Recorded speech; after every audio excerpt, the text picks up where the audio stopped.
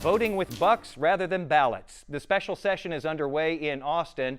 Out of this, we may see Republicans push through new voting restrictions in Texas that Democrats were able to block at the end of the regular session. Now, when it was initially debated, some big businesses in Texas signed a letter opposing restrictions to voting access. We will see if big corporate, which donates heavily to lawmakers, makes more noise about this now. Whether they do or don't, they're likely going to hear from consumers voting with bucks instead of ballots. A survey finds Democrats are more likely than Republicans to stop doing business with a company that takes a political stand they don't agree with, and Democrats are more likely than Republicans to do more business with a company that stands up for a political principle they do believe in.